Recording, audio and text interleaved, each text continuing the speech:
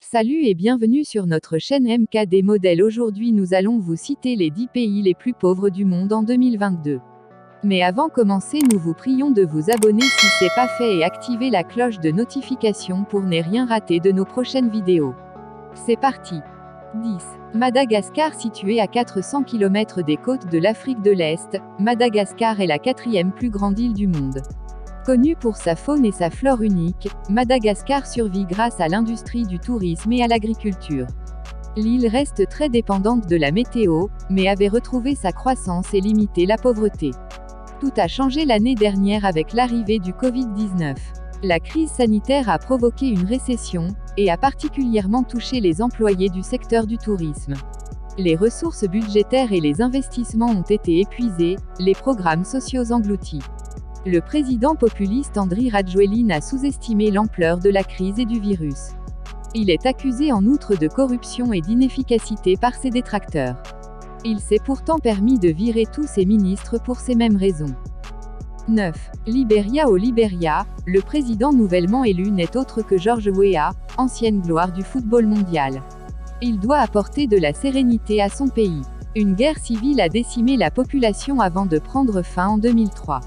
Le calme règne et les forces de sécurité sont maintenant sous le contrôle du gouvernement.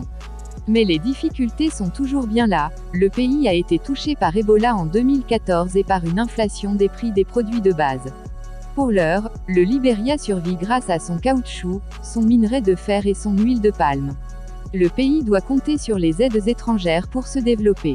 Agriculture vétuste, pression climatique forte, dépendance des marchés mondiaux, chômage endémique, 85% des Libériens vivent en dessous du seuil de pauvreté.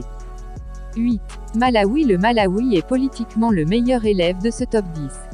Un nouveau gouvernement, reconnu par la communauté internationale, y a été démocratiquement élu en 2020 après l'éviction de l'ancien président Peter Mutharika par la Cour constitutionnelle. En conséquence, le Malawi a reçu un soutien financier du FMI et de la Banque mondiale. Des réformes structurelles y ont été mises en place. Cela n'empêche pas que des soupçons de corruption y prospèrent. Le Malawi reste très vulnérable, car son agriculture dépend beaucoup des précipitations. Là aussi, les récentes sécheresses freinent la reprise économique du pays. Une constante dans ce classement. La vie s'améliore toutefois dans les villes, ce qui n'est pas le cas des campagnes. L'inflation et l'insécurité alimentaire y stimulent la pauvreté. En 2015 et 2016, seuls 17% de la population pouvait satisfaire ses besoins alimentaires. Le soutien de l'étranger reste indispensable. 7. Niger. Environ 80% de la surface du Niger fait partie du Sahara. Rien n'y pousse. Mais la population ne cesse d'augmenter, ce qui intensifie la pression sur l'agriculture. De plus, le désert gagne du terrain, le pays entier peut courir à la catastrophe. L'économie du pays dépend de deux ressources, l'or et l'uranium. Mais l'inflation, les sécheresses et les inondations, dans le sud du pays, plombent la croissance. Si de récentes découvertes de pétrole ont fait renaître un peu d'espoir, la dette du pays reste préoccupante. Les grands projets ne généreront des bénéfices que dans plusieurs années. Le pays est également très instable politiquement en raison de la présence de Boko Haram, groupe islamiste qui avait juré allégeance à l'État islamique. Beaucoup de gens fuient les territoires occupés.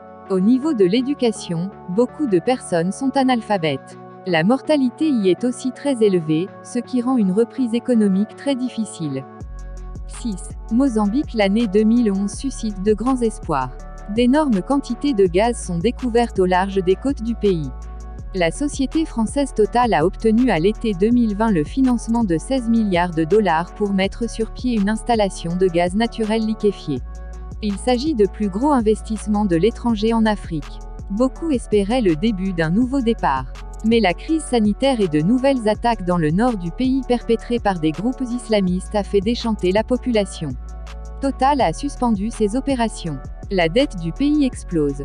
La pression sur le système fiscal devient énorme, il faut d'abord rembourser avant de tirer des revenus des différents grands projets du pays. La plupart des habitants vivent en dessous du seuil de pauvreté. Le pays ne manque pas de terres arables mais est énormément dépendante des conditions météo.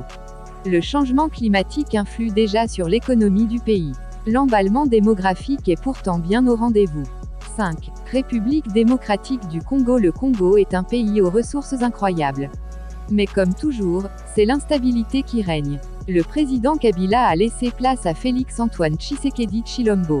Soupçonnés de s'être entendus, les deux hommes ont provoqué indirectement une reprise des conflits armés. Si bien que 18 000 casques bleus sont encore sur place pour intervenir. La baisse des prix du cuivre et d'autres minerais a aussi contribué à plomber l'économie du pays. La monnaie a perdu beaucoup de sa valeur par rapport au dollar, provoquant une inflation forte.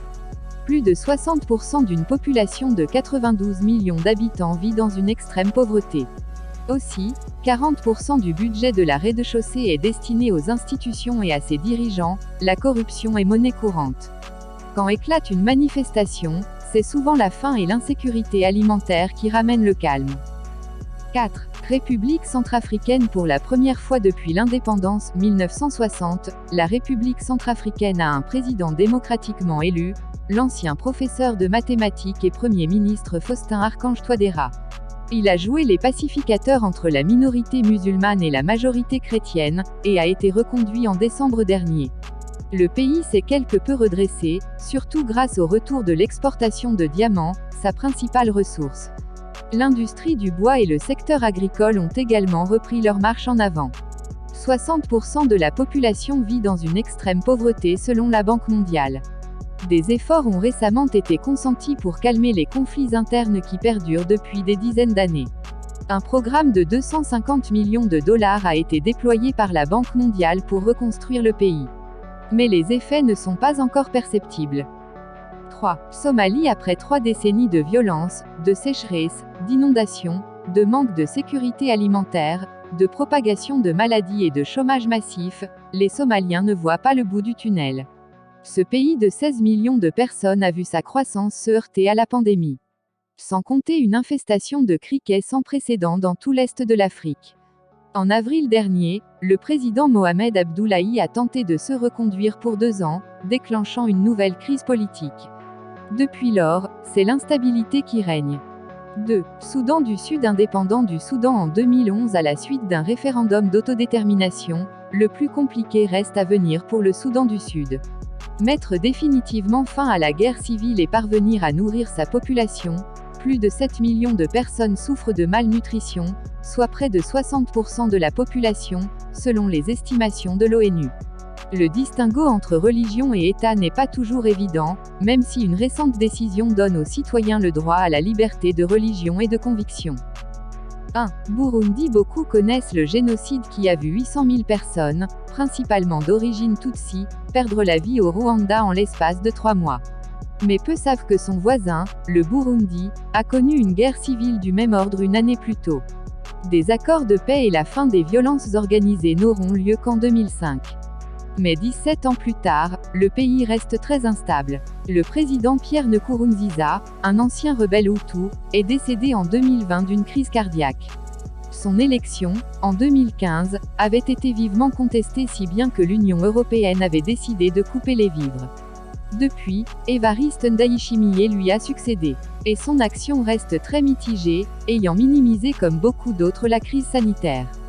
De nombreux rapports sur des violations des droits humains continuent d'affluer du pays. Les États-Unis et l'Europe ont toutefois décidé de retirer leurs sanctions économiques. Mais le pays a néanmoins glissé vers la récession et l'insécurité alimentaire. Le prix des produits tels que la pomme de terre a fortement augmenté. Même la production de café, principale denrée d'exportation, a reculé. 82% de la population vit en dessous du seuil de pauvreté. 90% dépend intégralement de l'agriculture. Changement de prix, restrictions étrangères, pénuries alimentaires, le Burundi se classe sur la 3e marche du podium.